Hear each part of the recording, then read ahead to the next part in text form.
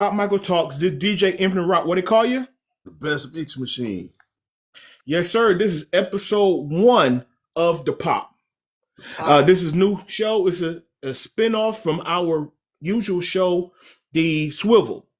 So what we're gonna do is talk about everything wrestling. Yes, wrestling. Wrestling. Yes. Yep. So we're still gonna do on The Swivel and talk our sports and viral, but then once a week we're gonna do The Pop. So this is episode 1, everything wrestling. Yes. So if you don't know what the pop is, the pop is basically, how can I explain this? Have you ever been watching wrestling, no matter what the promotion is, and mysteriously the lights cut off and everybody's wondering what the hell is happening, and all of a sudden some music hits and then the lights come on, and then you see that person from a different promotion, or a WWE legend might come out, or somebody that everybody knows comes out and the audience erupts. That's what you call That's the pop. Exactly. Yes. So hopefully we're gonna get a huge pop from you guys from the topics we're gonna talk about. So let's get into it. Yeah. So the WWE, we got a mystery man running around. So everybody want to know who's the mystery guy who got the big ninja gear on. He dressed in all black. He run out. He help out the Vision. So who is the guy? Who you think the mystery guy is? Man, I think it's for sure Austin Theory. I think he's trying to prove himself worthy without, he's trying to prove himself worthy. But what I think should have happened was, instead of him using Seth Rollins' move, I think he should have came up with a new move to put on him, and everybody been like, wait a minute, hold on. Everybody speculating. That's to throw people off, though. It's to throw people off. Yeah. See, a new move. Just like what was it? But here's the thing. Here's the thing about that. Okay, so yeah, he does the Seth Rollins stomp, but remember, Seth Rollins faked like he was injured before. Yeah. So now, is this a real injury? Is it a kayfabe injury? No, I'm just saying though. But see, it'll get people. Yeah. But you know what? Seth ain't bulky. I'm looking at, because I've seen him twice. This mask assailant twice. Mm-hmm. This dude is bulky. Okay. If anything, Seth is more like built like a junior heavyweight. Mm-hmm. He's a junior heavyweight built. This dude is bulky. Now, have you seen the rumors? Now the rumors say to throw people off about his body type. They've had different people dressed in all black. That's the rumor. I don't know how true it is. That's what's been going around. They ain't doing a good job, because this been bulky both times. Okay. No, you're right though. No, you're right. Yeah. He been bulky both times. All right. Well, how about this? So what do you think? I was thinking Montez Ford. Montez Ford is he's got a junior heavyweight build. Him. See, that's what I'm. Look at the bid, right? Yep. So if anything, to throw us off even more, that's why I say, give him a new move. Give dude a move we ain't seen. Okay. Because we all thinking Seth Rollins when he do that, right? But then that's the point. Then when we look at him, we thinking Austin Theory or Montez Ford. I don't know, like the height differential. Sometimes on TV you can't tell because the way they shoot the camera angle. Yeah. You can't tell. Mm-mm. So I say Montez Ford because he want to go single. I know obviously he want to go single.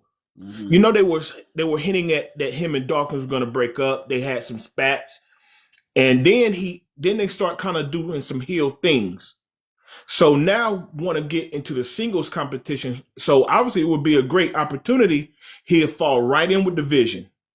They're hot right now. Braun Breaker, he's shooting at CM Punk to get the belt off Punk. You got Paul Heyman, you got Bronson Reed, you got Logan Paul. So I'm thinking, okay, that would be a great opportunity. Boom, take the mask off. It's Montez Ford. Boom, he's a heel, and that would be a great first push in his singles run. Well, I mean, I can see that because I can see that. Or it could be, or ooh, Carmelo, Montez Ford, Austin Theory. But and I'm thrown by Austin Theory too because Austin Theory was a Vince McMahon guy. Yep, sure was. He had to push when we were coming out of the pandemic. Yep, sure did. Remember? Yeah, 8 times. Remember? Mm-hmm. And then when Triple H took over, no more push.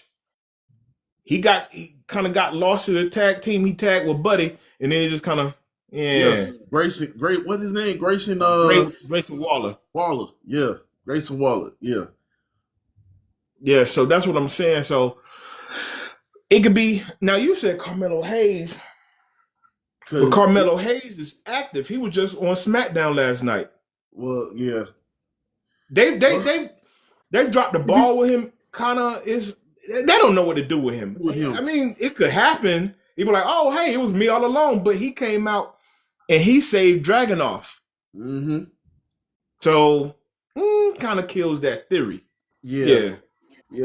So there's only 2 then. So I guess we'll find out soon. We'll find out soon, probably the next. Oh yeah, for sure. But yeah, man, that's gonna be. That's crazy. It'll be an interesting thing because they need something hot to go into 2026 because this year been up and down. They want to pull out all the stops between you see what's going on with Obafemi and Cody. Yeah. Oh man, hey, that was a nice little promo. He came out there. Yeah. Yeah, that was a nice little. He hit him with the Cena line. Yeah. Yeah. He said, I know that. He said that I know that line, that line, but I beat the guy that said that. I said, oh my God. I said, go ahead, get him, Lieutenant Guy. Shout out to Cody Rhodes, man. Hey, that flash kick was amazing on that trailer. Hey, the flash kick. We're gonna get into it. So check this out. But all right. So tonight is the John Cena's last match. Do you really think it's his last match, man? Man, they always say that. They always say stuff like that. I'm just saying, just for the sake of what it is. They got to draw people in. People in. But so if it, go ahead. Hey, real quick, hey DJ Champ, hey, I see you in the chat. Yeah. Hey, keep coming with the comments, my boy. Yeah, what's up? And keep hitting that like button. Your fingers work. keep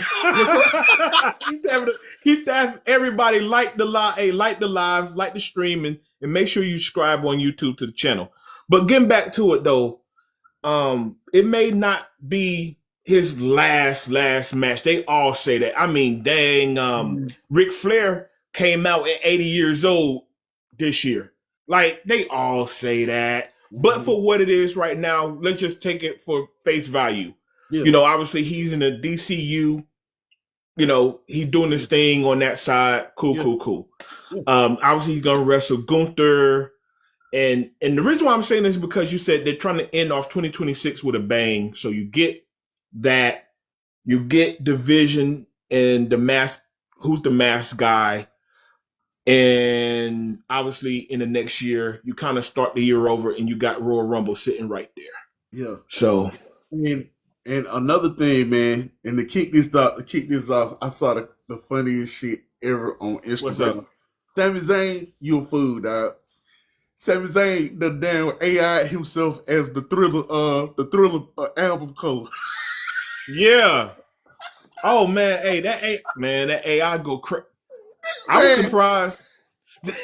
Go ahead. he done put himself on the Thriller album cover. But I was crying at work. I was at work crying. Oh, Hey, I said, man. But you Sammy, know what? but that's who Uh-huh. I think, to be honest, man, that's who Mhm. needs to have a push for the belt, man. I mean, he had a push for the, but it was short He lived. had the belt, but it was a short Short run. lived. It was real short. But you That know what, my man? because he over. Oh yeah, he And, is. I'm not knocking that. Don't get me wrong. It's just something. This me personally. mm-hmm. It's just something he's missing. Something he's not connecting somewhere. Well, I don't know. Like he's too bubbly or too nice or something. I don't know. Now, I mean, he could be a complete jerk in real life. I don't. Well, we well, don't know for sure. But well, it's that. something. It's like a little edge that he. It's an edge that he gotta pull out. It's like okay, like think about Cody Rhodes. Yeah, He's the prototypical babyface, right? But like look at the 3 matches he had with Brock Lesnar a couple years back before he finished the story.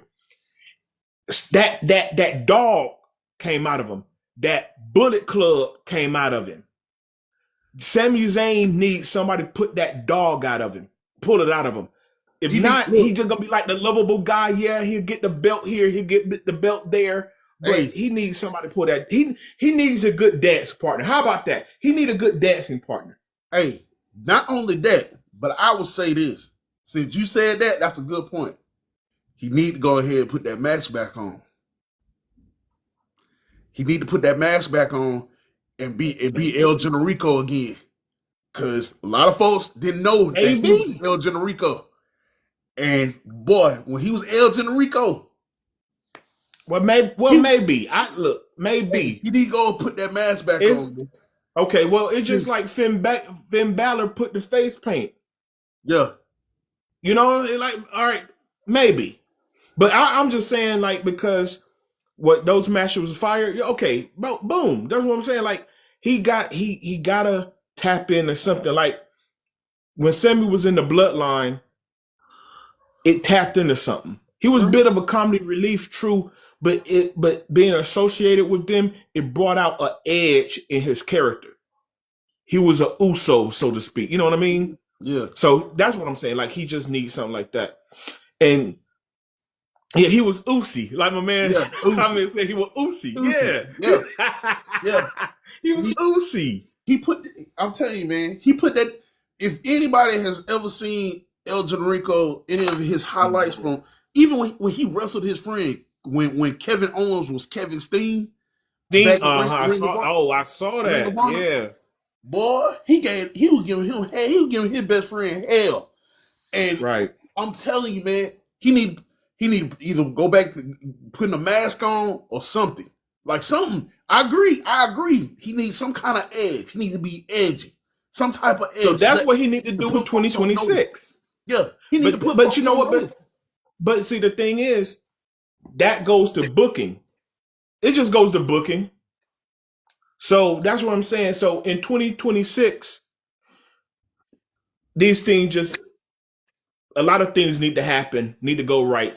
And I said on a wrestling spotlight, part of our show months ago, remember I said that Triple H, his booking has been, what I call it, arrogantly lazy. Lazy. Remember how I said that? And just to reiterate, just to explain what I mean by that, is because he felt he didn't have competition. It's like, so he got late. Like, okay, if you race against your little brother all the time, and you know your little brother cannot beat you, right? Mm-hmm. Will you then work to get better at running? Like, say you run track or say whatever, anything competitive, and you know you can beat that person. You're not going to get any better. You're not even going to train harder to get any better. You're not going to put any strategy to get any better because you know you can beat that person. So basically I'm using that, watch my analogy. So basically they let a lot of things slide, fall through the cracks, didn't improve on their storylines or anything. So you had a terrible WrestleMania. You had bad booking. They handled the Goldberg retirement bad. They handled the John Cena turn horribly. You know why? Because you don't feel like TNA. You work with TNA. You acquired AAA wrestling for the Lucha Libres, and you don't think AEW, they don't have the ratings. So you got arrogantly lazy. Easy. That's WWE's problem. You see, look, I'm glad you brought that up because Shinsuke Nakamura, perfect example. Not being booked. Fumbled him. My man don't he don't got so much time on his hands. He don't went back to Japan practicing archery. Cause he a martial artist. He a martial artist at heart. He doing ancient Japan archery. He got the whole gear on, everything. And it's like, man, he got come on, the bow. man. Get out of here, man. Really? Are you serious? Go on this page. All right, I'm gonna Google it. Okay. All right. How about this? But real quick. Okay, go ahead. No, go ahead. Go ahead.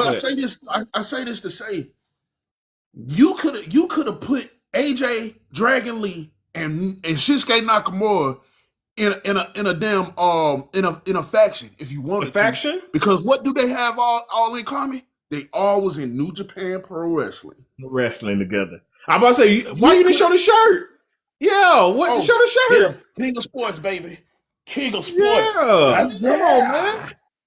Yes, sir. Yeah. Yes, sir. Yeah. So how about New this? Japan. But you know what? How about this? See, you have the Vision faction. You have the Wyatt faction. You have the what's the tongue? What they call what solo faction? MFT. MFT, yeah. MFT, right? I know they're more tag team, but they're still a faction. You know, you can branch off. You can do solo, a singles guy, 2 tag guys, mix it. So I call them a little faction. Vision is the true faction on the program. Because let's be real, it's no more Bloodline. That faction had a great run, but you know, so those are things they need to build 2026. Matter of fact, let's talk about factions. You keep bringing up faction, I bring up faction. Top factions I rock.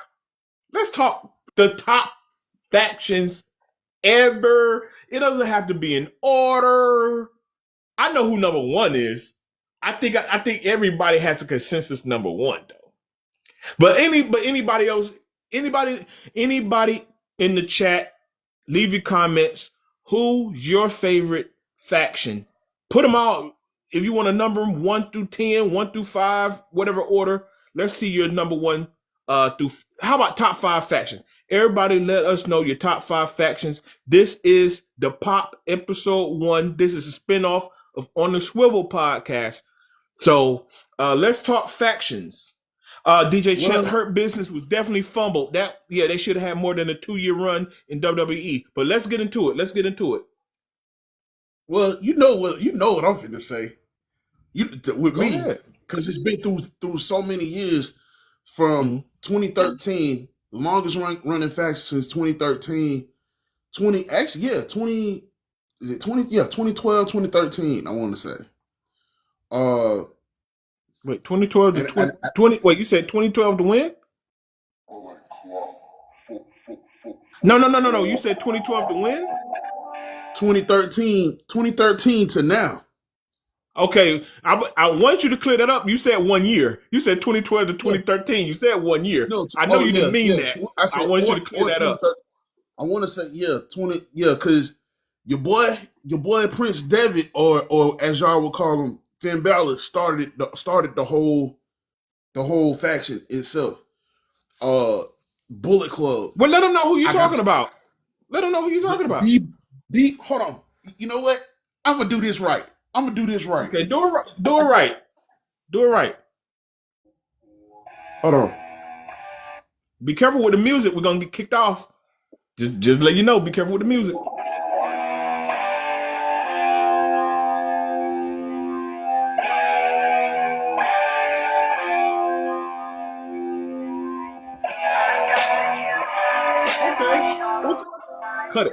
cut. Go ahead, cut it. But anyway, Yeah. dude, All right. Bullet so Club. many. Cool. So I think because you had so many storylines around centered around that faction, to where they had many leaders, to where folks have been kicked out of the Bullet Club for joining other factions. The storylines is like it's even though they heels, they still got storyline. I was like, damn. I was like, Okay. Real quick, run down who's a part of it. You don't have to give every single member, but let's get the core group members and maybe some guys that came in later. Let's just frame this real quick for everybody. So right now you got Bullet Club War Dogs. You got Gabe Kidd. You got Driller Maloney. Let's start from the beginning. Let's just start from the beginning. Let's educate. Let's educate people. Okay. Educate them. So you got so in the beginning you had Prince Devitt that started. Well, as you know, Finn Balor, Bad Luck Folly, Guido, Tama Tonga Loa, and then you had Hikalelu. Well, yeah, that was some of the members, but the main four: Bad Luck Folly, Prince Devitt, Tama Tonga, and Guido. Those are the main the main four. Then once they started growing, you had shout out to Luke Gallows, Carl Anderson, then AJ Styles. Then came along the Elite, Young Bucks, and Kenny Omega. Okay. Kenny Omega, and who else you had? You had Bone Soldier. Honorable mentions. Let's see who else. Phantasmo. Who's it?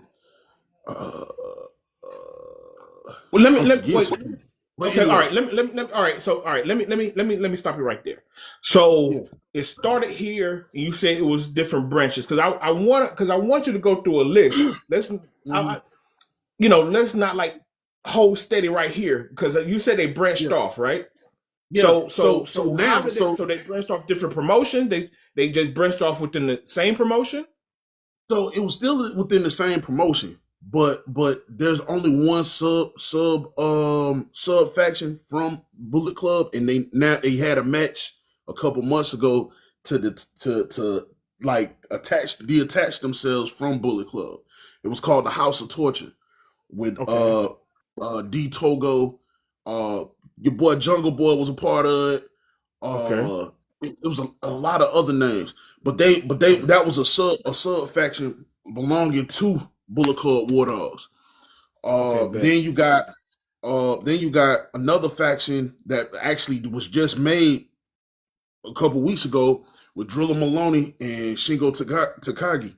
They're called the War Dragons. So that's still a branch from Bullet Club. Bullet Club. Yep. Bullet Club War Dogs. Okay, real quick, before we get into it, we got my man in the chat. He got it written down like this. His factions: NWO, Bullet Club, Bloodline, DX, Hurt Business, and Nation of Domination. Oh, that's a good. Oh yeah, he came with a good one. Okay, he came with a good one right there. All right, so Bullet Club is your. All right, so real quick, Bullet Club is your number one. Let's go with like 5. Let's go with 5. Who's your second? Number two, gotta go with the Mega Powers, baby. Wait, hold on. A group or a faction? I remember the Mega Power, but that was 2 man. Let's do a stable. That's a group. That's a tag team. Let's go with a good stable faction. Well, number 2, four horsemen. Okay, 4 horsemen. Well, that's my number 1. Yeah. Because that race, that's the bar, that's the standard that every faction that follows. It was a lifestyle. Everybody held gold. You had the big gold, Rick. Yeah. You had the TV champion, Arn, Oli. Depend on the month. Then they tagged it up. With Tully and Arn. So you had to. So hey, So you had, bro, they set the standard. They were the cool heels, suits, Yep. Rolex watches, Hey, jet flying, hey, limousine riding, kiss stealing, hey, willing dealing, if, woo, all that. hey, Then Arn if, was now Arn could cut a promo. He was the enforcer. Tully was like Baby Rick. You know, he still had the women. hey, He was cheating and dirty in hey, the ring. on, And real quick, huh? on wanted to smoke, but I still laugh my ass off. Cause on come to your house, kick your ass in your front. Hey, think about all right. So think about this. This stable ran from 85 to like 98, Hey, 97, yeah, 98. yeah, That was a long run. And run, look at the careers that stable kicked off. yeah, That kicked off Lex Luger's career, Barry Windham's career. Barry yep, Windham ended up being the Booker Booker, also out of that. yep, Sting career got kicked yeah, off from Four Horsemen. Flying Brian Pillman, feel me, Mongo McMichael. When McMichael Michaels, came from when he retired from the Chicago Bears, he came right in. Dean yep. Malenko, who else? The Wolverine. Hey, you know what? I would go. You know what? I was gonna say him, but I know that's a touchy It's subject. tough. Let's just It's keep it very to touchy. Wolverine. That's a very Yeah, touchy subject. yeah. Just keep it to the yeah. That's why I just say the Wolverine. I know if you know who the Wolverine is, then let they Yeah, we ride. keep. And Yeah, then it was just so dominant, and they got so over they had classic. Remember when they ran down on Dusty Rhodes and broke his leg? yep, I think when it was yep. at 87 Hey, yeah, yeah. That on was an when old Dusty school was. handheld camera that was probably this Yeah, big. yeah. That was when Dusty was wrestling with damn cowboy boots still. Yeah, exactly. Yeah, yeah, Um, yeah. so that's what I'm saying. Then you had the manager JJ Dillon, Really? and then you had a stable of valets that were iconic. You had Woman, who was Netsy, who was the late wife of the Wolverine, you know. Miss Deborah, Baby Doll, Miss Elizabeth. Those valets is women who ran with the Four Horsemen. Those Mm-hmm. women were iconic. They could Yep. cut promos. We all know Miss Elizabeth. Obviously, you know she was married to the Macho Man, and then she came. Like everybody know Miss Elizabeth, Elizabeth. Yeah. Yep. right? So that's my number one. So my guy Champ, he brought up the NWO as his number one. The NWO I got is my two because they changed the whole landscape of pro wrestling. Mm-hmm. The iconic, the best heel turn of all time, Hulk Hogan. He also had a heel turn in real life, but oh boy! But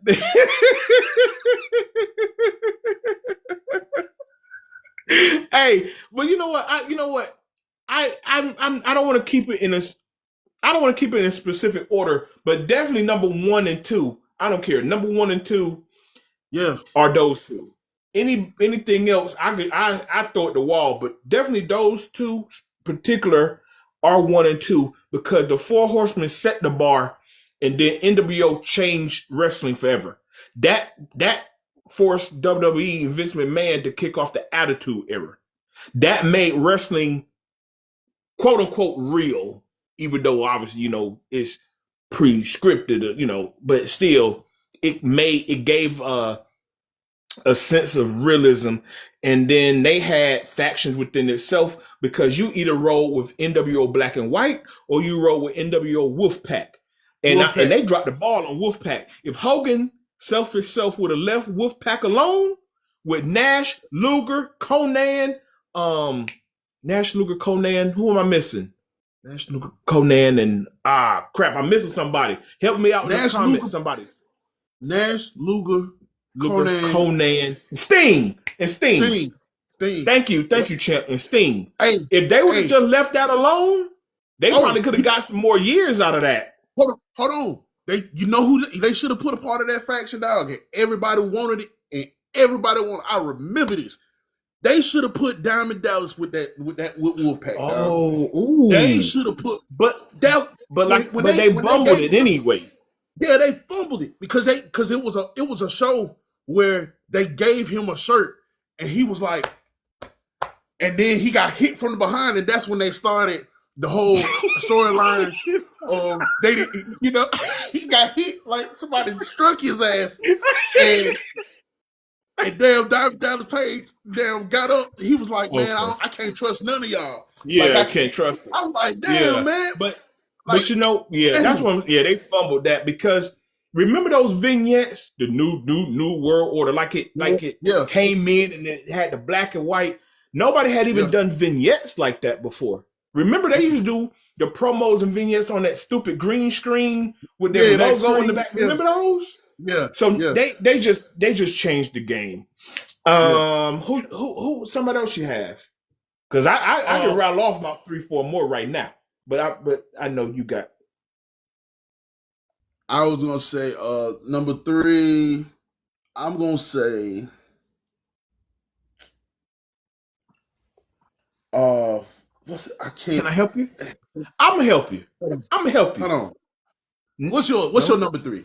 What's your number 3? Well, once again, after these two, I don't care about the order no more. This can be 3, this can be 5, this can be 6, this can be 7. But for my number 3 today, Nation and Domination. They don't get enough love. They should be in the WWE Hall of Fame. Think about this. You had the first black champion in wrestling ever, Ron Simmons, as your leader. They invented The Rock. Because remember, before that, he was Rocky Maivia. They turned him heel. Without that, Rock is not The Rock. Without the Nation Domination, he is not The Rock. That changed, that helped facilitate the Attitude Era. You have D'Lo Brown, who became a star coming out of ECW. He made himself a star. He was a Euro champ. And I want to say he was a tag champ with Godfather. Matter of fact, Godfather, who came out of a crappy gimmick as Kama, transformed himself into Godfather. Till this day, his real name, I think, is Charles White, if I'm not mistaken. He has continued that Godfather gimmick to this day. I follow him on Instagram. Him and Undertaker got a gimmick that they can run to this day. So the Godfather came out of that. Owen Hart, he was like the token white boy. He was like the token white boy in the revolution of it all. So you had a great Owen Hart before his untimely passing, who was a part of it. He was putting in work. You know what Owen Hart represent.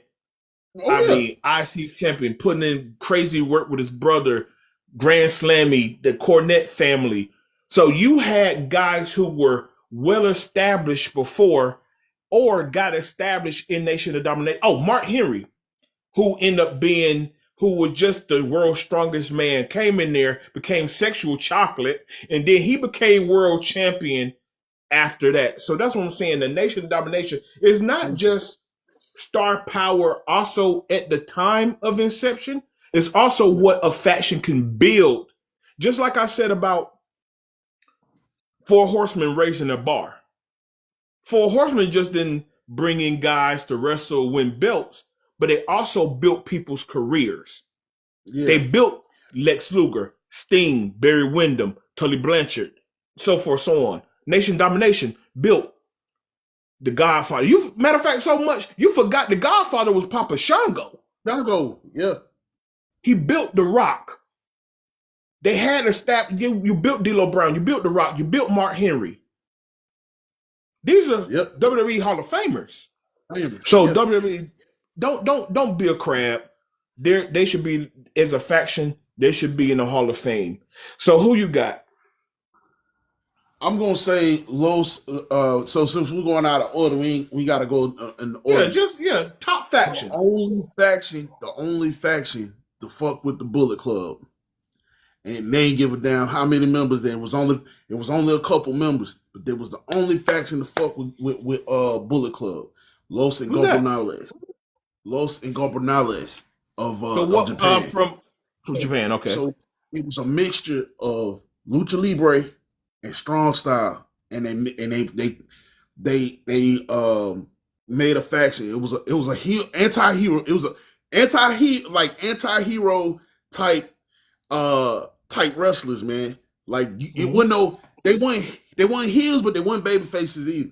Yeah, anti-hero. And Yeah, we get it. Yeah, yeah, yeah. You'll like do some so cheating things here and there. yeah, You might yeah, pull the tights yeah, every now. evil, Sonata, Tetsuya Naito, Shingo Takagi, what's my man name? Desperado. All of El Desperado. Them boys didn't give a damn about the Bullet Club. They hey man, yeah. Hey, and then what's his name? And then the president, what's his name? Tanahashi, that's getting ready to retire. He was part of them too. So yeah, them boys was look, they didn't give a damn. It was like they was like the Three Musketeers, but it was more people. You know, for Tetsuya, all of them held belts. Evil held belts, Sonata held belts, especially Tanahashi.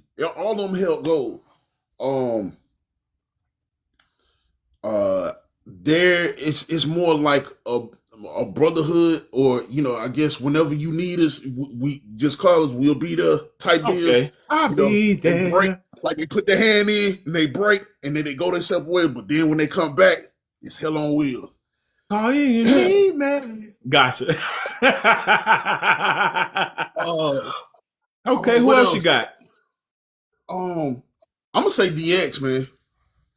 Okay, cool. I mean, that's one of mine on the list. Hey, man, they were the first ones to invade WCW. Now, like they brought the tank out there. Did you hear the backstory behind that? Because it was during the Monday Night War. That's what started. Ain't that what started? Yeah, during the Monday Night Wars. Yeah, but I'm just saying, did you know the backstory? What Bischoff said about it? Mm-mm. Bischoff, he claimed he didn't know they was at the back door. Cause remember they came down the ramp and they had the gate going to the parking lot. Yeah, he said he claims that he knew Triple H and the boys were back there. He would have let them in. He said, and then cause people, how people. I ain't gonna lie. It sounds like, would you really like interrupt your show because it was live? But then he said something that I think kind of gave me a little cause to pause. He said, if I known and let them in, the kind of business we would have done that night, unscripted, just off the top of your head, let's just go with it. What kind of business Monday Nitro would have done that night if I had let X-Pac, New Age Outlaws, and Triple H in the building, in China in the building. He claimed he didn't know they were back there. Look, money. Yeah.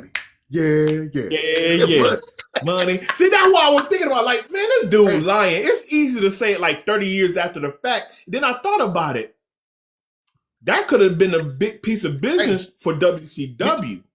And Vince didn't get mad. Vince was not mad at all. Vince didn't get mad at that. Vince did not get mad at all. And you know what? And then since we're talking about the Attitude Era, and I know a lot of people give Stone Cold a lot of the credit. Yeah. Sorry to bust a lot of people bubble on that. Shawn and Triple H kicked off the Attitude Era. They did. DX kicked because I saw an old shoot interview where Triple H said Shawn Michaels had gone to Vince for months. He said, bro, we got to combat against this thing about the DX storyline, angle, faction, whatever. And Vince kept telling them no. And then I guess, you got so desperate, bro, you're getting your butt kicked in the ratings. And Triple H said the last thing Vince said to Shawn is it better work. Cause remember they came out just kind of jumping people at first. And then they put out, it was HBK, Triple H, Rick Rude. People forget Rick Rude helped start it in China. Cause a few months later, obviously Rick Rude went over to WCW. So that's the founding members. And as they were doing that, then obviously Stone Cold was getting his momentum. And then because all it was doing was combating NWO. So you had DX to kick it off. Then Stone Cold's popularity took off, became an anti-hero, and then obviously Nation Domination. Then obviously because of the screw job, Vince McMahon became the character himself, the evil corporation. So that it was like basically what I'm saying is a domino effect. Mm-hmm. DX, and then of course, as all great factions do, you hold gold and you build stars. Mm-hmm. Bart and Road Dogg, they weren't nobody for real. That helped build their portfolio. Bart still it. Not Billy Gunn. I'm sorry, Billy Gunn. Sorry, Billy Gunn is still active. He in AEW. He's mentoring. He's helping guys. Road Dogg. He's one of the writers, one of the creative people behind SmackDown. So that helped their careers going forward, winning belts, everything in the industry. Chyna became the biggest female star at the time. God rest her. So, and obviously Triple H, that goes, damn, he runs WWE now. Bro, think about this. Triple H was a mid-card guy. Hunter Hearst Helmsley. That boosted his portfolio as a wrestler. Because when Shawn injured his back in 97, Vince like, bro, you got to take over the leadership. And then Triple H's career took off. Not to mention he dated the boss's daughter. That's neither here nor there. But she wasn't gonna date a loser either. So right. So that's what I'm saying. So that was a great pick. You got a couple more? I'm gonna say, and these boys is hell, boy. The Aussie Open, boy. The Aussie Open. The Aussie Open. The new man. Oh my goodness. Well, educate us, young man. The United Empire, man. Okay. United Empire. Educate us. So you had the Aussie Open and Will Ospreay. They combined and made the United Empire. When he does this, that's what that is. Oh, bet. Gosh. Okay. Yeah. So you had Mark. I forget his last name. Mark. Kyle Fletcher. Yeah. I know his first name is Mark. Will Ospreay and my boy. He don't went to Webb. What's his name? He don't went to WWE now. He go by a different name. I think he went to I think he went to Vision. He went to Vision now. Well, bro. I think. What was his name? Only people with a Vision is Bronson Reed, Braun Breaker, and Logan Paul. No, he went MFT. I'm sorry, he went MFT. Cobb. Mateo. Yeah. Cobb, but, his former name. Yeah. They was all United Empire, dog. Like gotcha. Man, dude, them boys it was a mixture of junior heavyweights and heavyweights, man. But they kicked ass. So what belts? What accomplishment? Like what? I know because I like Ospreay. I just wish I could see. Well, he's injured right now, but even when he wasn't injured, I wish I could see him more because I know he flies back and forth. For family stuff, he doesn't live full time in the States. But obviously Ospreay, I like Kyle Fletcher. In 2026, Kyle Fletcher, Tony Khan need to go ahead and put the machine behind his back, put the machine behind him. And launch him up. And the MFT thing. Anyway, I'm gonna leave that alone. these boys don't help. Let's see, the Aussie Open, especially Jel Cobb, he didn't. They held the Ring of Honor Tag Team Championship belts and the IWGP Tag Team Championship belts when they go in New Japan. The Aussie Open, they also held the AEW Trios Championship. Trios Championship, I think. Yeah. They had. I think they did. They had those belts. They held gold. But they were we educating the people. Yeah, we just educating the people. They were just very prominent in Ring of Honor and in mostly in New Japan. Boy, because hey, you hear that buzz? Hey, 12 noon in Columbus, Georgia, everybody. Hell no. That's sorry. I don't miss that shit, Hey, don't boy. be I alarmed. don't Look, miss. what I'm saying is don't be alarmed. The bomb is not dropping. Yeah, Okay? yeah. I was I'm used to that okay. shit. But we used to Yeah. hear that shit in middle school every time, every damn day. Yeah. Hey, Columbus still does that. So I'm okay. Man, Um, I'm a wrap it up with a uh, couple more. I'm a throw Evolution out there because of who they created. evolution. Yeah. Because Oh they were yeah. top. Because you had two top guys. You had Triple H was the champion at the time, top guy. Ric Flair coming in. That gave Ric Flair his mojo back. He had tag team gold, I think, with Batista. You turn that transformed into Randy Orton being the youngest WWE champion ever. And we've seen, obviously he turned into the Viper, the Legend Killer. Batista about to get cut. That saved Mm-hmm. Batista's career. Remember he used to come out with the box? Yeah. Yeah. What was the box about? That's neither here nor there. I That don't know. Batista is not Drax the Destroyer in the MCU. He's not in M. Night Shyamalan movies. He's not what is I forgot. He just played in something. Ah man, he just played in something recent. Yeah. Batista's at home chilling, so he doing whatever. He working a 9 to 5 somewhere, if not Yeah. for not for Evolution, So I put that, like I said, I like to put factions up there, not just establish star power, but what the talent can gain from it. That's why, once again, I hark back to the Four Horsemen. It could have been easy where they say, okay, we got Ric Flair, the Andersons, Arnon, Ole, and Tully. They could have just said, hey, we're just going to win belts, kick butt, and let it be. But you created so many future stars and Hall of Famers. Like I said, Nation Domination. That's why they up there for me. Yeah, you had a couple established guys, but look who you created. D'Lo Brown, still in the industry. Godfather, great character. He's still out there. He's still putting in knowledge and work. Follow him on Instagram. The Rock, that goes without saying, that goes obviously, The Rock. Mark Henry. Mark Henry as a talent agent and working out people. Mark Henry discovered some of the better talent in the last 5, 6, 7 years. He's still putting in work. He's doing it behind the scenes. He was a champion, WWE champion.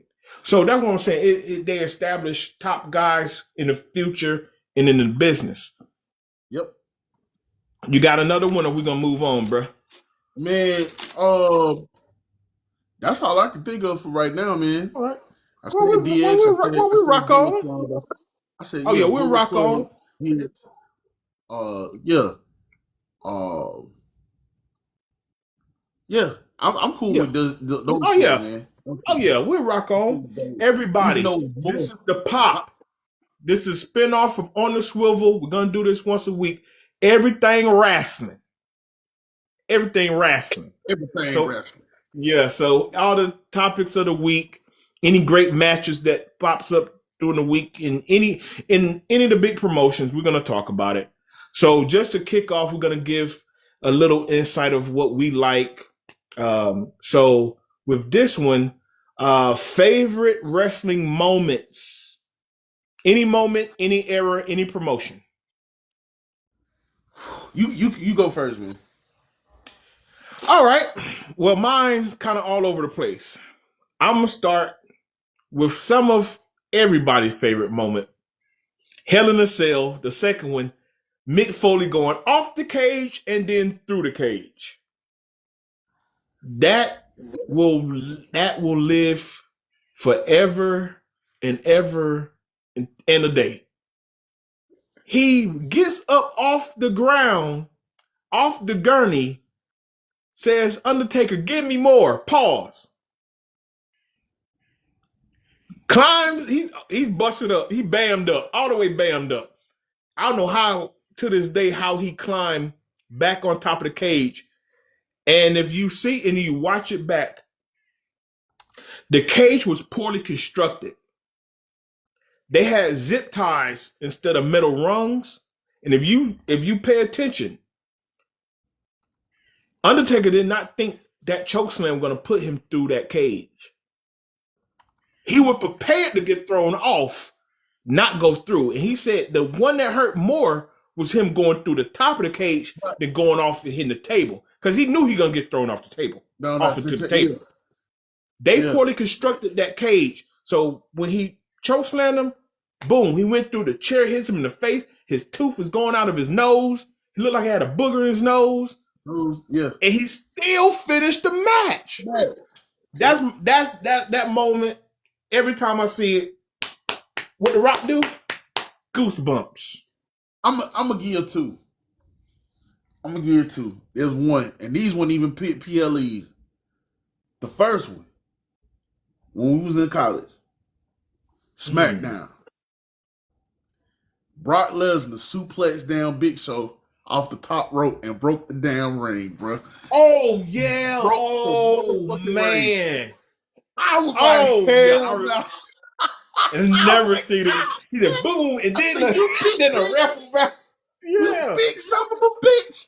I picked up that big son of a bitch, and wow. I said, good night.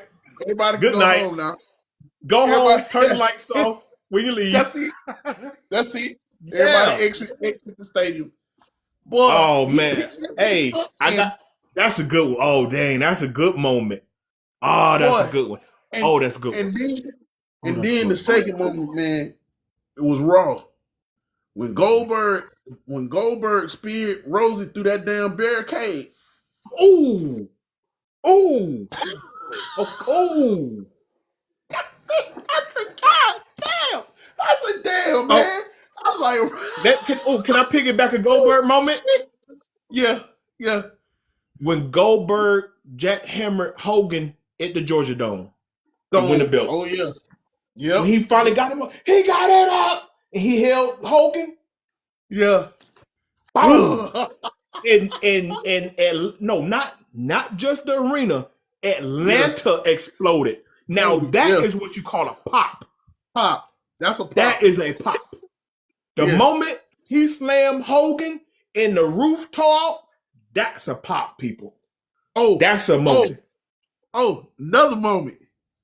When Diamond Dallas Page was put up against Eddie Guerrero, didn't nobody blink.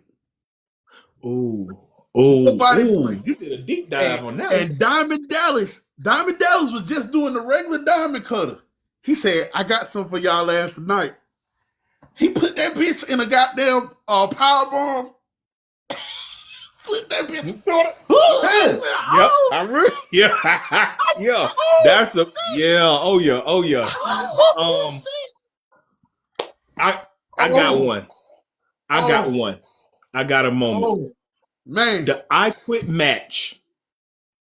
Bret versus Stone Cold. This is what I know. A lot of people point to the 316 promo, which was a moment, but to me, this what completely put Stone Cold over.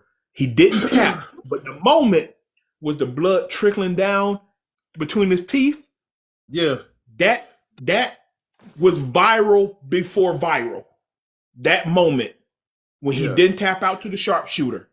Yeah, and he just passed out, and the blood running down, and it was just it's distinctively trickling down the middle of his tooth. The tooth, yeah. Moment. Yeah. Moment. Yeah. Moment. Yeah, man. What? I got another one. I got another one too. Wait, real quick. I'm just gonna get mine off. It ain't gonna be long. The CM Punk pipe bomb. The pipe bomb in 2011. The CM Punk pipe bomb. That at the time blurred the lines like nobody had done in a long time when he start exposing bro, anybody watch that back, he threw kayfabe out of the window. He's calling people by their actual names. He bringing up other promotions. He said, you know what? How about I just win the belt and go to Ring of Honor? I could just take the belt to New Japan. The pipe bomb. And they cut his mic off. And they cut his mic off on him.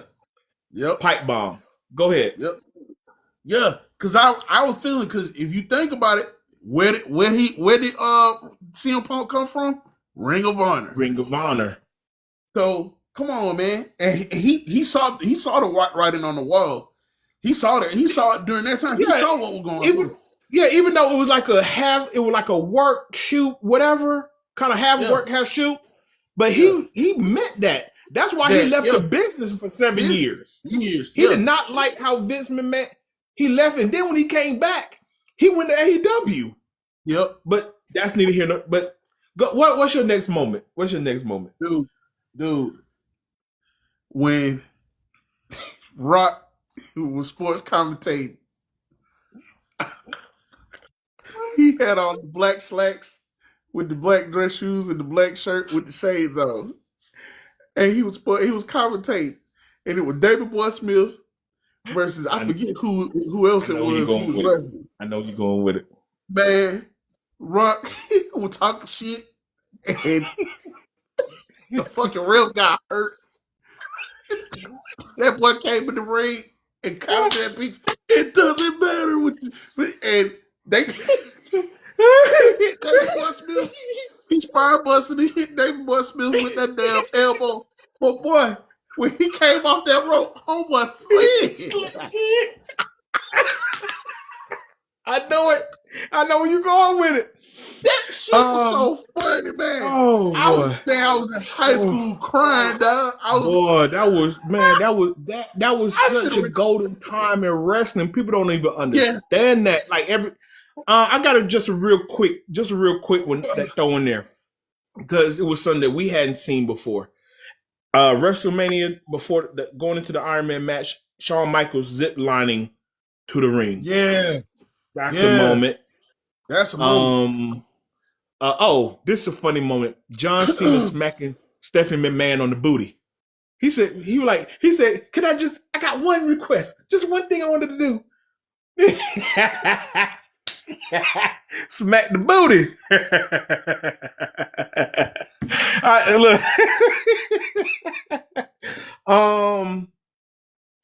Hogan, when Hogan slammed the Giant, what was that, WrestleMania 3? 3, yeah. Yeah, well, Hogan slammed Andre the Giant, because, that was a moment. My number one, Macho Man Randy Savage. That WrestleMania 5 promo he cut. Which one would... all the pusters to the left of me, to all the pusters to the right. Didn't need them then, don't need them now. Need them now! Yeah. He said, I had to think which one you was talking about. I'm going to climb to the top of the WrestleMania World Wrestling Federation mountain all by myself. Yeah, that boy. You know what? Sometimes they don't give Macho Man a credit he deserves sometimes, bro. He don't sometimes, man. He was my best over Hogan. He was my number one over Hogan. Man, they didn't understand the when he had the yellow trunks with the purple trunks with the stars. That Macho Man, boy, goodness gracious, with the tape on his hands. Yeah. Oh yeah, with tape. Yeah. Okay. So I'm gonna say two more. The first ladder match at WrestleMania 10, Shawn versus Razor Ramon, because that set the standard. Then we got a second ladder match and third ladder match and table ladders and chairs and yeah. And one more that people maybe a little bit deep dive, maybe not to some people. When Matt Hardy was butthurt, went off script because Edge. He found out Edge was screwing with Lita. And when he found out, he said, screw this show, jumped on the mic and started talking about it live on air. and they got into a fight. Ooh. When they was all on the road, Lita had started sleeping with Edge. Remember when he turned himself to rated R superstar and they did the stuff in the ring? That came off the heels of that. You know, Vince McMahon being so messy, he used what happened in real life and put it in the script. But before that happened, they were all cool. She started hooking up with Edge. He found out and went out to the ring and said, screw this show. I don't care SmackDown, because Matt got fired after that. Yeah. He obviously ended up coming back a little time later. Yeah, he said, screw this show. He would call all kind of sluts and whores right there on television. Yeah, you don't go look it up. Look it up. I look it up. That was a moment. That was a moment. Huh? I don't remember. It was on that SmackDown. What year that? 08? Something like that? 08, 09? Somewhere, 07, 8, 9, somewhere within the music. I forgot what year. But yeah, it was on SmackDown. Yeah, he said, damn this show. Yeah, he would call all kind of sluts and stuff like that. And they got into it like a real fight. They had to cut away. Yeah, they had to cut away. Damn. Yeah, he was not having that. Hey, yeah. Anyway, that's a moment. That's a moment. Yeah. So those who know. Yeah. But here's my number one. But here's another one that I enjoyed too, because from watching him in TNA. Okay. Seeing his run in New Japan, and then he showing up back in TNA, then coming to WWE. I gotta say, when we didn't know who this person was in the Royal Rumble, I think it was 2013, 2014? Was it 2014? 2015? Okay. I can't remember. Can't remember what year it was, that Royal Rumble. All right. When AJ Styles showed up, showed up at Royal Rumble. His first Rumble. Yeah, his first Rumble. Okay. Yeah, that was truly dope to me, because you know, seeing him, you know, the thing that I will always remember was that match between him and Shinsuke Nakamura in New Japan.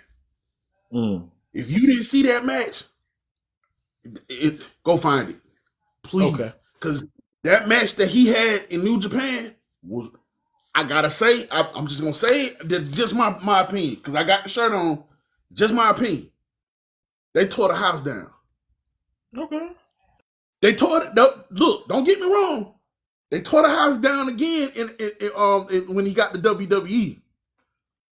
But in the Tokyo Dome, it was something different. It was something different, because Shinsuke was on some bullshit, boy. Shinsuke was doing the damn Kinshasa off the damn middle rope. Now,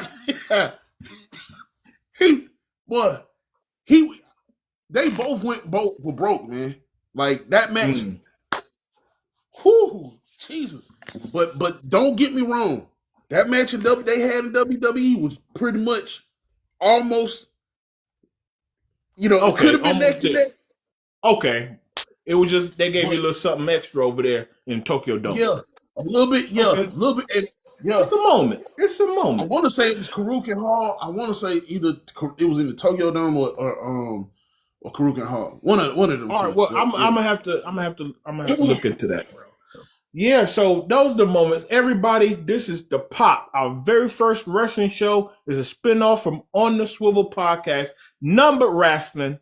How we see it, things we like, and as we do more shows, we're gonna do the top things that's going on that week. Different promotions, not just WWE or AEW. We're gonna hit New Japan.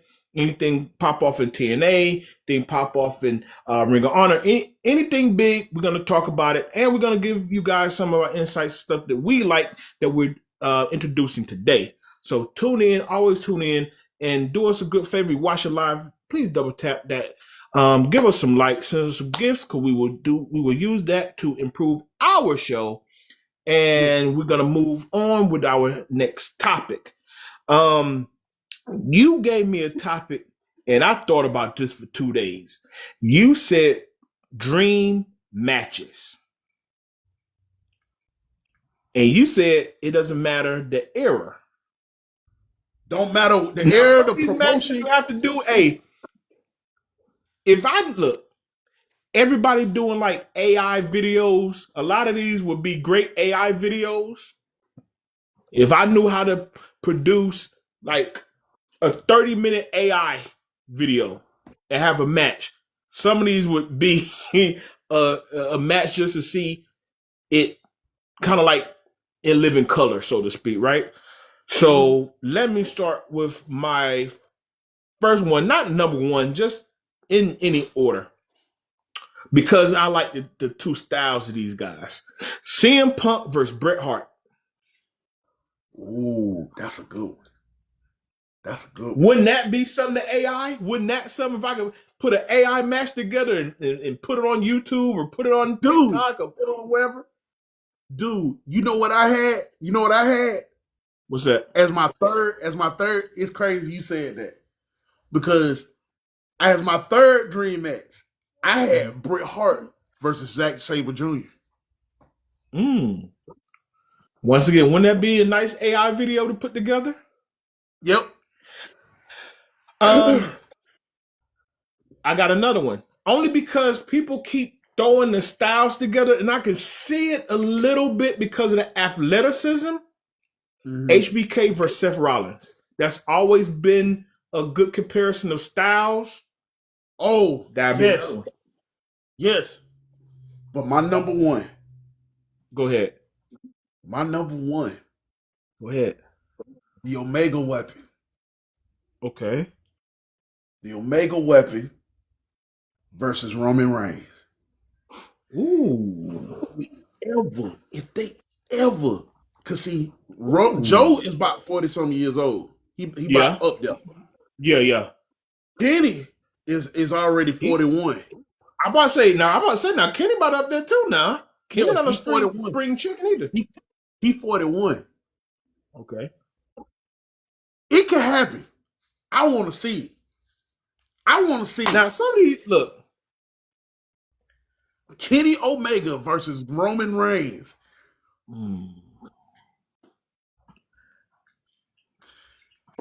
Oh. I said my second match, Will Ospreay versus Seth Rollins. Ooh. Oh. Ooh. You know what? Because I like athletic matches. I like somebody that, because you know what? Because with what Ospreay like to do,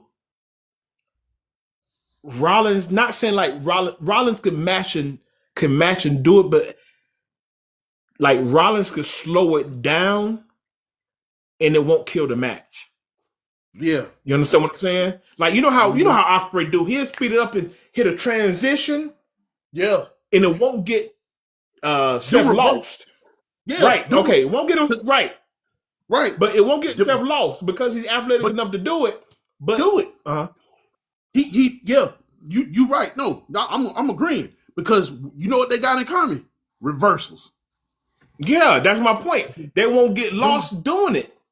No, but they won't. But see, Seth can slow the match tempo to how he want, and it won't screw with Ospreay.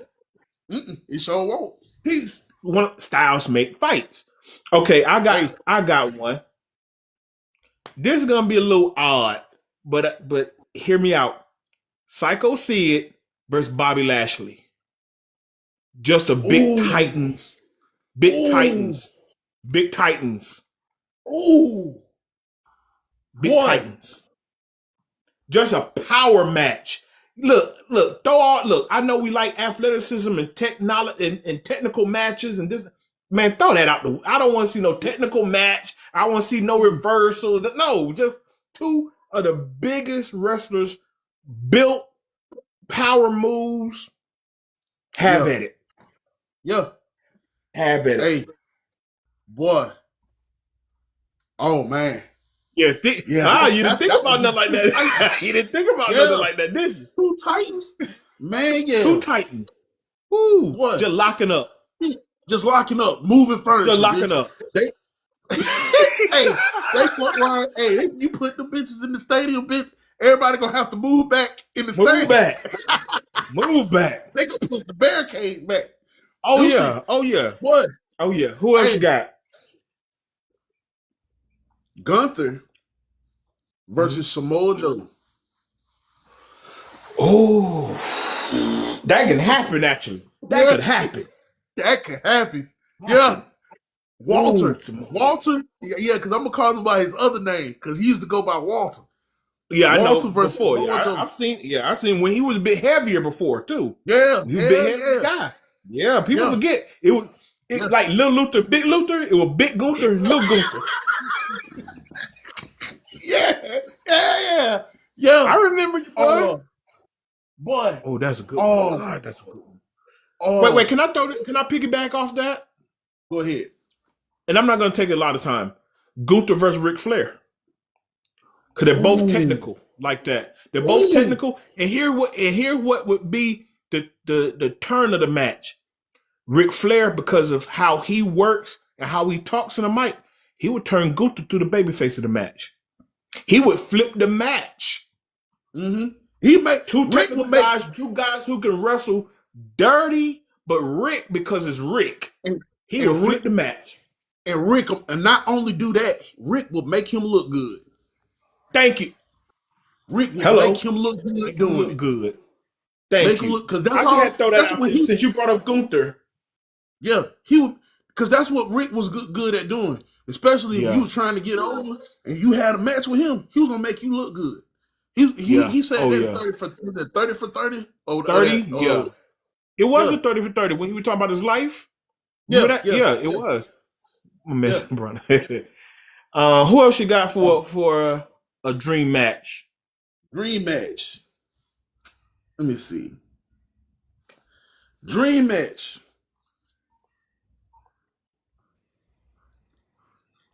We could do it again. He could probably do it again. Who's that? It'll probably be a revenge match though. Who? I'm gonna say AJ Styles versus Kenny Omega. Okay. Something that can happen. Something that can happen because both leaders of the Bullet Club. Actually, it's a revenge. It will be a revenge match because Kenny and the Elite kicked him out the Bullet. They dethroned him as the leader of the Bullet Club. As the leader? And kicked him out. So okay. I like that you keeping it like something that can happen. But I ain't gonna lie, bro. I wrote a lot of mine down. I just wanted to see something that I would have to AI. So let me come at you another way. Eddie Guerrero versus Dominic Mysterio. What? Hold on. Watch me. Because it's more than a match. Because let's be real. Dominic has gotten a ton better. The boy can go. Don't give me no look. But it's more than a match. Because the buildup of the match is he Dominic's real father or not? So now you got Rey Mysterio, Dominic Mysterio, Eddie Guerrero. You know how the running joke in WWE is that, how Dominic's storyline, he says, Rey is my deadbeat dad, and I wish Guerrero was my real dad. And somebody said Guerrero is really his dad. So now you got the dad situation. Then you go in the match, bro, and then they're both heels. They're gonna and every time Dominic hits the triple, what they call it, Three Amigos. He hits the Three Amigos, then he go up and do the shimmy. So now you got it's the whole match in of itself. I told you because I saw the look on your face. Now I said you got to hear me now. No, it's the whole I can see it now. psychology of the match. Now that you say that, because they both poured into both of them poured into Dominic at a young age. Yeah. So of course, I can see it. It's the storyline. It's the psychology of the match. It's not just sometimes it's not just Styles and like I said, like the Sid versus Lashley. Titans beating each other up, or like we talked about like Rollins and what's my man Bruv? Yeah, That Will Ospreay. Will Ospreay, thank you. I had a Yeah. brain fart. That they can go and match styles that they need to match. Sometimes it's just psychology. Sometimes it's Yeah. just storylines. Storylines. Right. Bruh. But I really wanted to see this happen. Well, he a Hall of Famer now. Both of them Hall of Famers. Mhm. I wanted to see the battle of the lariats. JBL versus Stan Hansen. Oh. Battle of the Moving lariats. furniture. Just Moving furniture. Hey, I wanted to see who had the worst. I'm talking about the dude. If you know anything about Stan Hansen and All Japan Pro Wrestling, New Japan Pro Wrestling, that left arm Larry, either arm, that boy playing you out. It's over. He gonna power on your ass. He gonna probably put you in the power driver. Wait for you to get up. Boom. Gotcha. That's Okay. it. Okay. And JBL, that clothesline from hell, that's where he got it from. Okay. That's where he got that shit from. He got it from him. I'm gonna throw you for a loop. With this one. Sabu versus Darby Allin. Oh Lord have mercy.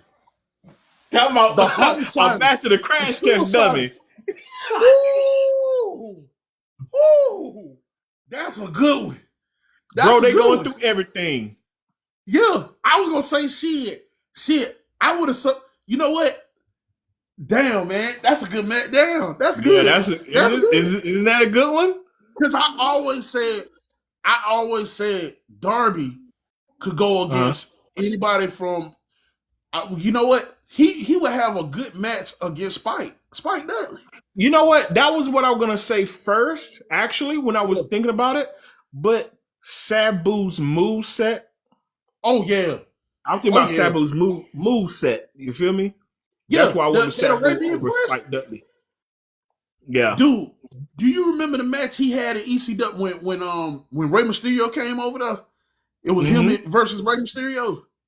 Yeah. Oh man. Oh, bro. You know what? It was a lot of gems in ECW that people don't even talk about. What it was: Guerrero, Psychosis, Chris Jericho, Sabu, Rob Van Dam, Eddie Guerrero. People forget. What's my man?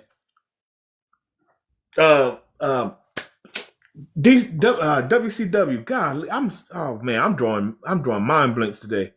Eric Bischoff. I'm sorry. Eric Bischoff. Eric Bischoff poached a lot of talent out of ECW away from Paul Heyman. Yep. He really did. Everybody looks at Vince McMahon for getting Stone Cold or getting Rob Van Dam or getting the Dudley Boys or whatever. No.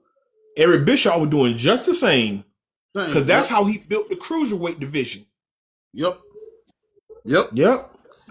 But and that's the crazy thing, man. Huh? Yeah, that's the crazy thing. That's the crazy thing. You don't see the too much of the spotlight should be on the cruiserweight division. You know, but I guess that's why they did the merger with CML. Was it AAA? Yeah, AAA. Mm-hmm, yeah. So I mean, but we got to see more of that action though. You know, you just can't have everything on Dominic Mysterio. If you gonna do it, I know that. Yeah. They gotta. You know, it's like they leave them to their own devices. But you still got to try to put some of those guys over and include them on Raw, SmackDown, or even NXT. Yeah. Hey, the Lizard Man. Come on, man. The Lizard Man. Hey. Dude. Go ahead. Dude. Mm-hmm. Ricochet. Okay. Ricochet versus Rob Van Dam. Mr. Monday Night. I feel you. Now I gotta look at you sideways. You gotta explain that to me. You gotta hold on. You gotta split. Now you know how you look at me crazy. Now, hear me out. Mr. Monday Night, Rob Van Dam. I hear you. Yeah, I hear you. Explain Ricochet to me, because Ricochet? I think our I think Rob will outclass him a bit. You think so? I really do.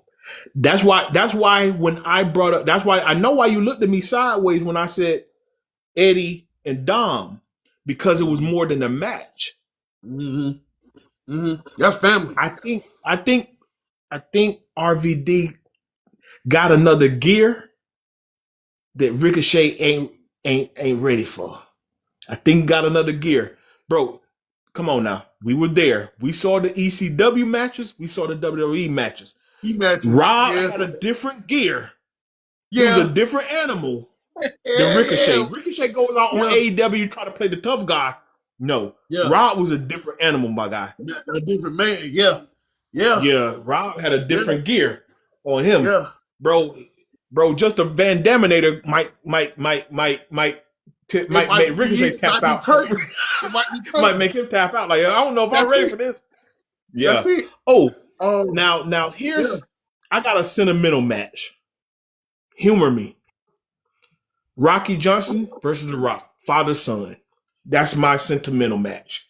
I had to throw in a sentimental match. Yeah.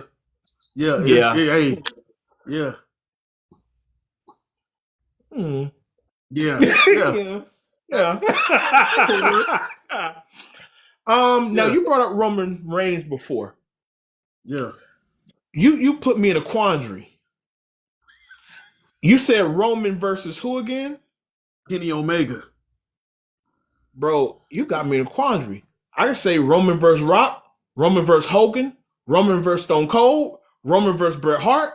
I want to line Roman Reigns because they promoted him and fed myself, you, and the wrestling public for the last since the pandemic. I'll take this year out. So I'm gonna say for a good 4-year span that Roman Reigns was a guy. He held the belt longer than San Martino. It's not longer than San Martino, but second longest than San Martino, something like that. He held it longer than Hogan. He held it longer than Stone Cold. Held it longer than Triple H or whoever you want to throw. So if you want to put Roman Reigns on that pedestal that Vince and Triple H put on, so bring him, put him against the great, put him against San Martino, put him against Hogan, put him against Rock, put him against Stone Cold, put him against Bret Hart, put him against whoever, put him against Ric Flair. Hey, you know who else I saw Roman going up against? If they do it right, they'll make the most money they ever made. If they do this shit right. Roman versus Obafemi.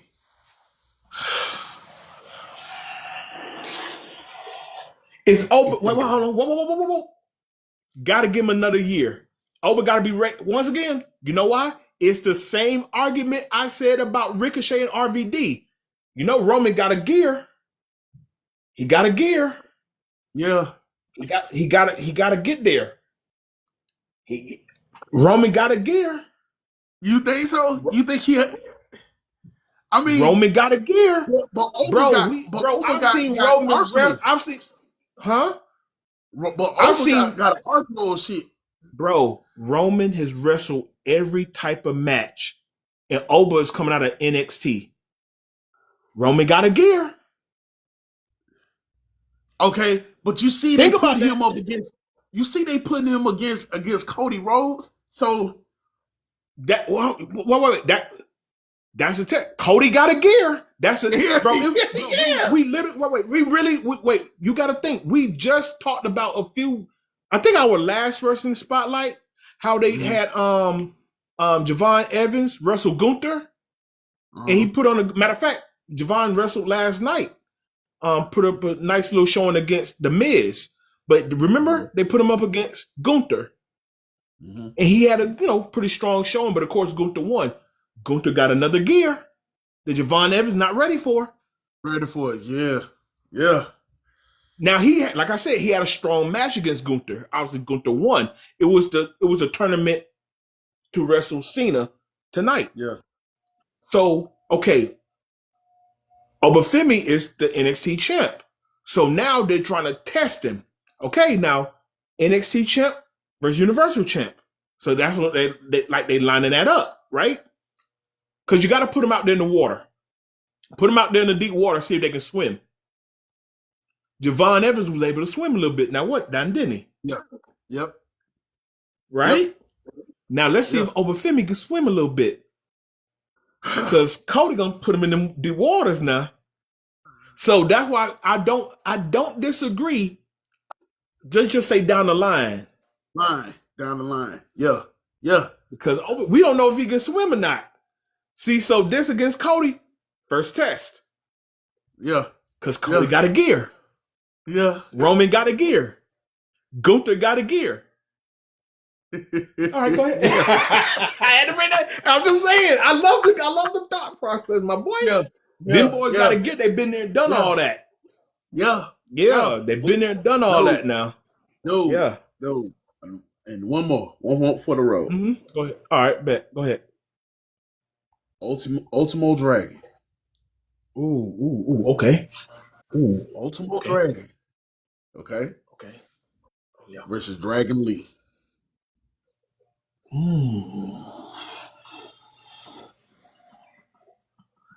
I dig it. Yeah. See, now my gears running now. Yeah. I love the styles. I love the style. Styles make fights. I love the styles. Yeah. Oh yeah. Ultimo was hell, boy. I forget. Oh yeah, he was. Him and Eddie Guerrero went at it, man. God. Mm-hmm. Yeah. Okay. That man's hell, good. You got technical, athleticism, the move set. Yeah. You know what? We left the ladies out. Let's bring in a few of the ladies. Rhea Ripley versus China. A power match. A power match. And you know what? No pun intended, but I wrestled with this because I was thinking about women too. But the skill set with the women now are just so much advanced. I'm gonna be quite honest with you, my guy. A lot of them women back in the day couldn't tie some of these girls' boots. Who? Hold on. Before you jump looking at me crazy, a lot of them girls could not tie some of these girls' boots now. Let me explain. Let me get the Rhea China thing out first. Let me get the Rhea China thing. Do you agree or disagree with Rhea Ripley? Oh no, China? I agree with that match. That's Okay. They gonna move to me. Okay, it will be a power match. Rhea has a better skill set than China because it just the times, but power moves. They can throw each other around. China will have to make the match dirty. She got to throw into the barricade, crack her with a chair, that type move set. But I say, all right. Now we're talking about the ladies, right? That got move set. Now I'm not talking about Martel. I ain't talking about Sister Sherry Martel. He had a move set. Okay. See how? Okay. See, I know my history. Don't do me like that. Okay. Sister Sherry Martel. Hey, I throw out there. Her and Becky Lynch is a dream match. Oh yeah. Her and Becky Lynch is a dream match. Luna Vachon. Luna Vachon was very, very, very, very underrated. Vince McMahon never gave her a shot, but her stuff in Florida, her stuff that she did outside of WWE, because Vince looked at her as a sideshow, but because she had the shaved head and the tattoos. Luna Vachon could go. So I would take Sister Sherry's, the Lunas, Landra Blaze, Medusa, whatever, depending on Medusa, what promotion she was in. Yeah. China. I'm just gonna stay within a certain time frame. So as we got into the Diva Attitude era, I can really only pluck a couple of those girls for real. Lita, Trish, because even Trish wasn't the most technical, but I like that she took it serious. Seriously. Some of the Yeah. girls just out there to show TNA. Let's keep it a buck. It was a lot of mud wrestling matches, a lot of nightgown matches, a lot of bikini matches. Matches. I But remember that Trish shit. actually, I was in first right, grade. right. But Trish actually tried to take it serious. So I'm gonna give her the benefit of the doubt with her. Victoria, Jackie's underrated. Jackie, Yeah. because she, even though she was showing the tatas too, but she could actually wrestle. When it was time to get serious, she could go. So now you take women like that, like I said. So Victoria, Jackie, Trish, China, Martel, Luna, Alundra Blaze. I know I'm missing a couple more. But the reason why I say that because then I want to move it forward. Now it's all serious. It's all business. Keep talking. Okay, now moving forward, over the last 15 years, it's been all business. So you get, so you got Bailey, you got Moon, you got Charlotte, you got Liv, you got Bianca, you got Rhea. So now that it's taken more serious, and they have the training facilities. And these girls, these young women, they are actual athletes first. They're not just eye candy. They're actual athletes that most of them actually, it don't matter if they were a cheerleader. You have to have some type of athletic ability. I'm going to use Charlotte Flair, for example. She had a whole scholarship. She played volleyball for I think it was West Virginia. No, it was either West Virginia or Appalachian State, one of those two colleges. So one of those two universities. So she actually had a background. Bailey, anybody know her story? She was a wrestlehead since she was a little girl. She used to go to wrestling conventions. And then, of course, she went and trained in the performance center.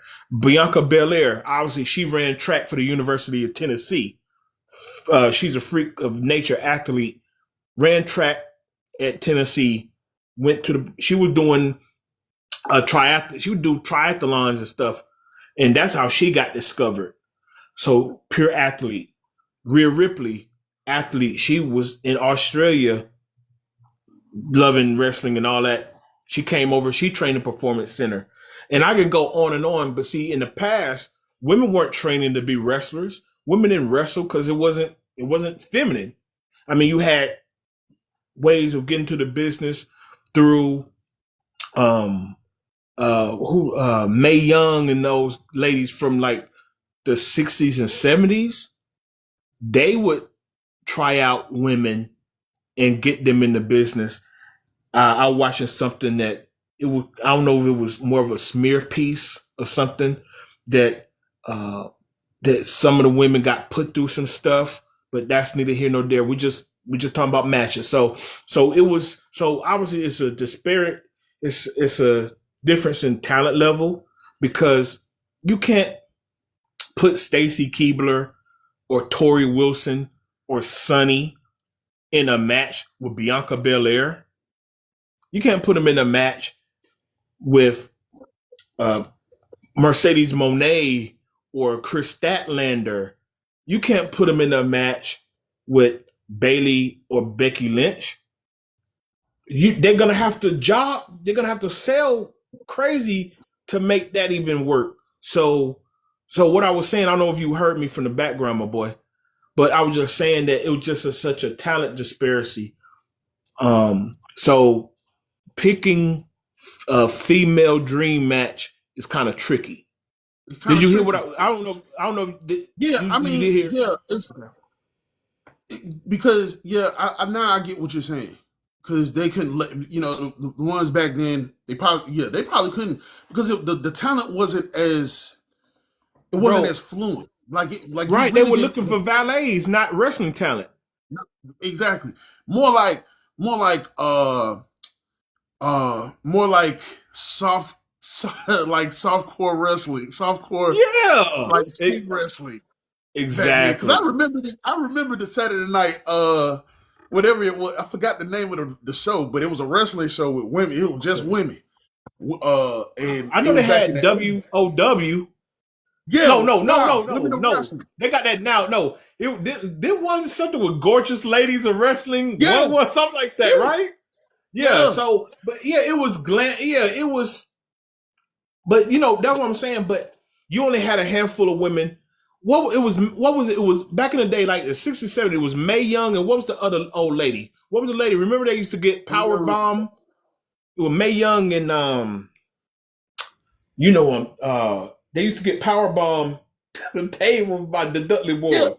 That was Mae Young. It was Mae Young, but it was the other old lady. And I swear, for the life of me, I'm drawing such a blank today. I guess it's a Saturday, but I'm drawing a blank. But what I was saying while you stepped away, it was a point in time where it was taken serious by just a small handful of women, and they brought other women into wrestling. Yeah. So that's where you got the Sherry Martells and some of just a few that took it serious. Then you got the Luna Vachons. What's baby girl who came? She was a big girl, man. They used to bring her over from Japan. She used to Bull Nakano. Yeah. Her too. In the 90s. Yeah, thank you. Yeah. Her too. She used to have Slugfest with Alondra Blaze in the 90s. They used to have there was some. Yeah. But that's what I'm saying. It was just so and even now, and there's no knock against like Liv Morgan or what's baby girl? She looked like Harley Quinn. I always screw her name up. She Alexa Bliss. Alexa Bliss. Yeah. You get some of the smaller women. Yeah. But even though they may not, you get some women like Riho, some of the smaller women. Becky's a bit small too. But I still commend them because they take it serious. Serious, yeah. They take it serious. Like it's not like, because you know what? Because obviously it's easy to walk out. They're attractive women. They come out with the skirts and the net, and they can just shake their butt and say, hey, and say whatever, and get the men to clap and be horny and all that, and then they go back in the back and collect the paycheck. They can easily do that. Vince McMahon had women doing that in the early 2000s in the diva area. So, but that's what I'm saying about when you looked at me crazy about some of them women. It's hard to put dream matches because a lot of them women couldn't lace up these girl boots now. Boots, yeah. They just couldn't. That's just the fact of the matter. But hey, while you bullshitting, I want to see Statlander versus Bailey. That's what I want to see. Okay, let's keep it right there. Statlander versus Bailey. That's a great one. I got another one. Statlander versus Bianca. Yeah. Yeah. Ooh. Yeah. Yeah. Hey. Yeah. Hey. Willow versus Nia Jax. Ooh. Hey, I'm gonna be quite honest with you, my boy. I'm gonna keep it a buck with you. Willow got a gear that Nia don't have. Exactly.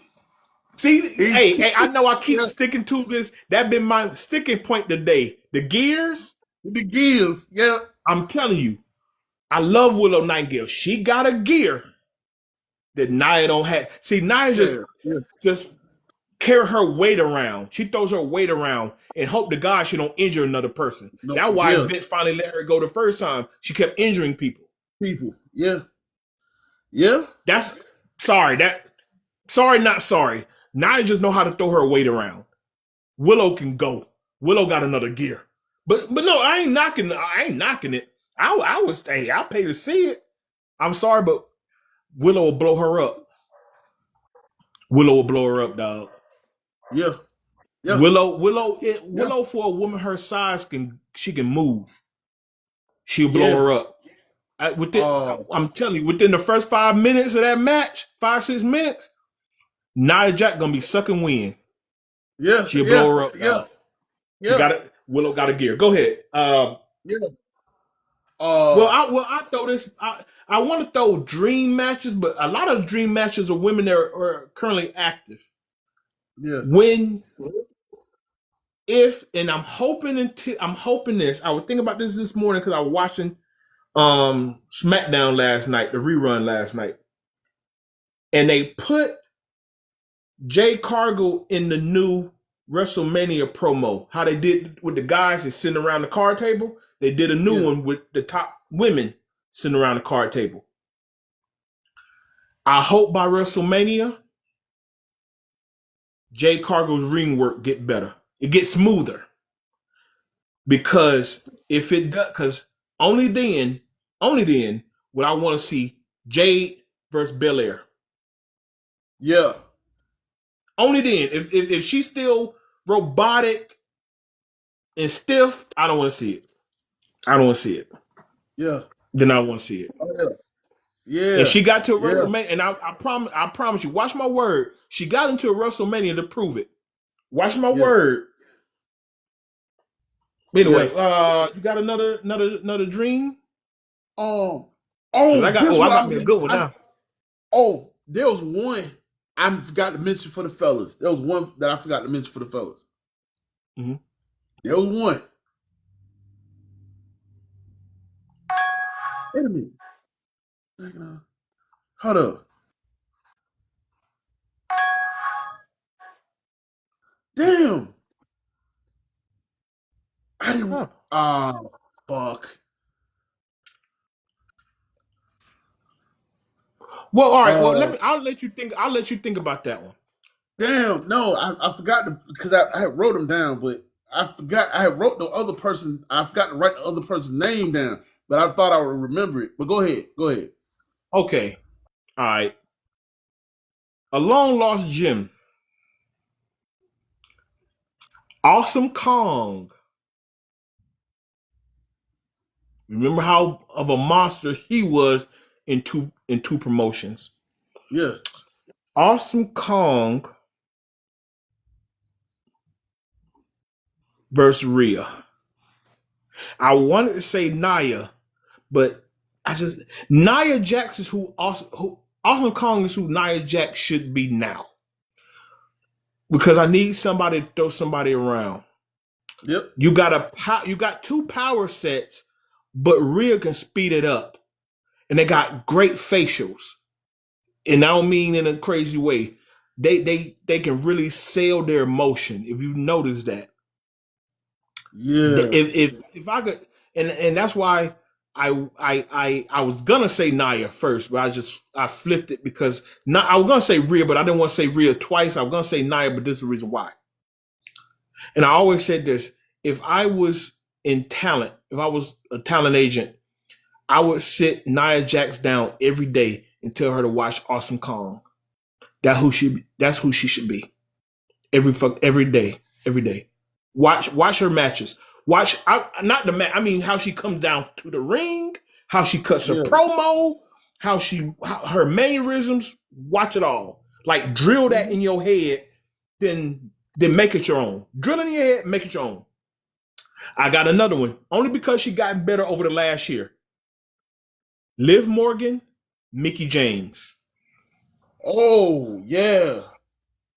Yeah. Wouldn't that work? Hell yeah. Cause Liv Morgan got really good. She to her credit, she really upped her game over the last year. Yeah. Before that, I wouldn't have said that before that. She was just a cutie Yeah. pie before that. She upped her game in the ring, on the mic, and Mickie James could tap into a little bit of crazy, how she did against Trish Stratus. Yeah. Yeah. Charlotte Flair, Victoria. Very athletic. Both women very athletic. You don't remember Victoria? Bro, you bugging. You don't see? I told you, man, Victoria, she cause she did, I know she wrestled both in WWE and TNA. She changed her name in TNA, of course. Man, yeah. Look Google her, look at Victoria's skill set. That was in the mid to late 2000s. She could go because I'm looking because like I said, I like the two styles in match. Oh Google her. yeah, See, yeah, you had to see her yeah, face, yeah, didn't you? yeah, yeah. Yeah, yeah. That would be a good one. Yeah, that would be a good one. Now, Dang. now this could act because now this could actually happen. I know Lita has been active over the last few years. Uh, but I don't want her to do WWE since somebody run around claiming she a baddie since she not like physical looks. I mean, in the ring, Mm-hmm. Lita her style against Mercedes Moné.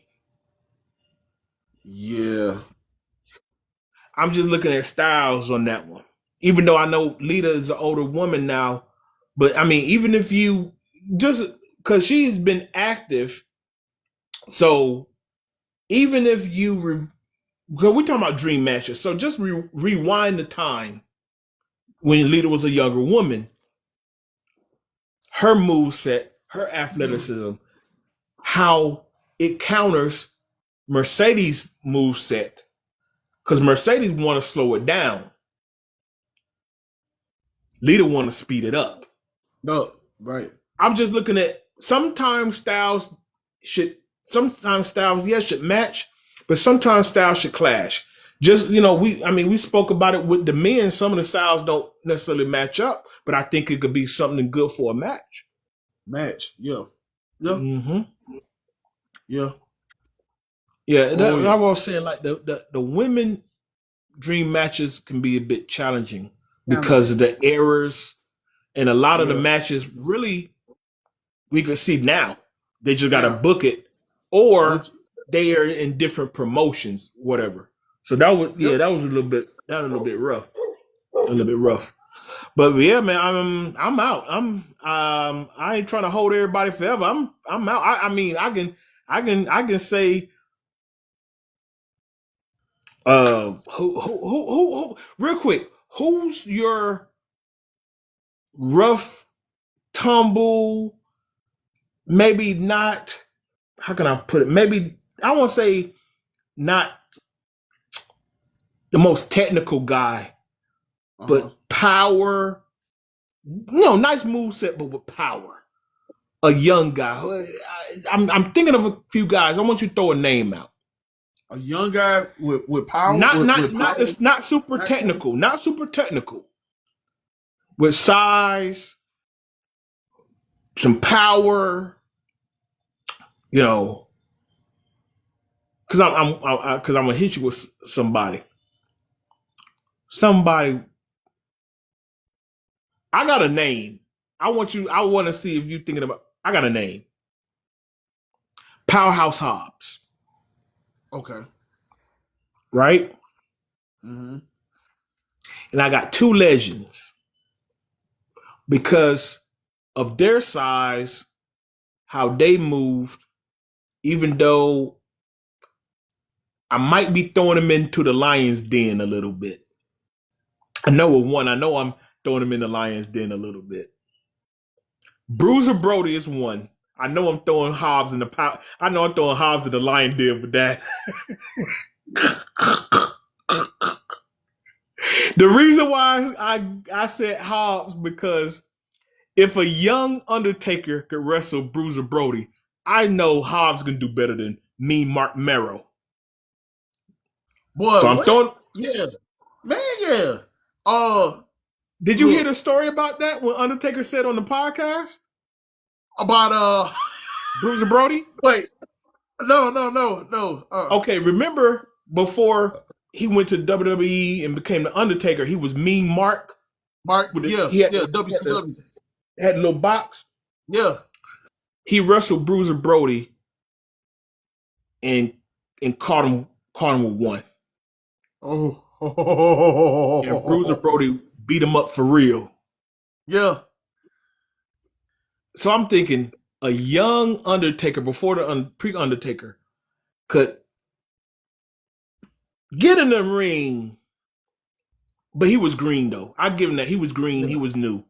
But a guy who'd been in the business for a little bit, big guy, we're not looking for a technical masterpiece, but they can throw each other around, power moves.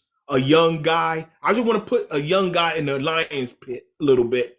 Bruiser Brody, or here's my second one, Lex Luger. Straight power match. Straight power match. Straight power. Ooh, shit. Swole, two swole guys. One, it's like the Sid Lashley. I ain't looking for a masterpiece. Muscles coming out their breath and their ears. Have at it. Dude, Alex Hammerstone. Mm-hmm. Alex Hammerstone. And I really want him to come back. After he got injured. He got injured. It wasn't even ring related. Okay. But he's gonna make an appearance. He's gonna make an appearance. He just got to get well again. He already made an appearance. You know, but he made an appearance, but he got hurt outside of the ring. Okay, but against who? My boy Wardlow. Okay. Wardlow. If Wardlow can stay healthy. If Wardlow can stay healthy. Yeah, Wardlow. He came back and then he got hurt again. I think he fell or some shit. Yeah, he got hurt again. Yeah. But anyway, man, look. Well, hey, I just had to throw mine out there. I just wanted to put a dream match against one of the young guys against an old legend. You know, some of the match, hey, it might be overwhelming for them or not, but hey, that's the whole point. It's a dream match. It's something we have to set up in AI and make a whole video out of or something. So that's mine. I'm done. Jon Moxley versus Kevin Owens. Jon Moxley versus Sandman. Let's get an old school street fight. There you go. Get the blood pouring. Get the blood pouring. Get the Crimson Mask going. There you go. But that's it. I'm done. I swear I'm done. I'm done. Hey, everybody. Thanks for watching Scott Michael talk. This DJ Infinite Rock, what they call you? Hey, the best mix machine. Hey, make sure y'all share the live. Make sure this is a new show. So make sure we just started this new show called The Pop. Please watch the show to understand what The Pop is. Look, we want to be the source for wrestling. You know, for your wrestling. We just do wrestling. We just talk about wrestling. That's it. That's it. Wrestling show. It ain't that deep. Just talk about wrestling. If you like wrestling, please watch the show. Because this is episode 1. Yeah, episode 1. Because when you're over, you're over. Oh, when you're over, you're over. Okay, hey, all right, I rock with it. Hey, but thank you guys for watching so much. This will be on YouTube. Subscribe to YouTube. This is part of On the Swivel. This is spinoff. All Wrestling. The Pop. Scott Michael Talks. DJ Infinite Rock. You know what it is. From every promotion, this is what we talk about every week. Every new topic going on. We're going to talk about it. Thank you for watching. Thank you so much, guys. Until next time. We out. We out.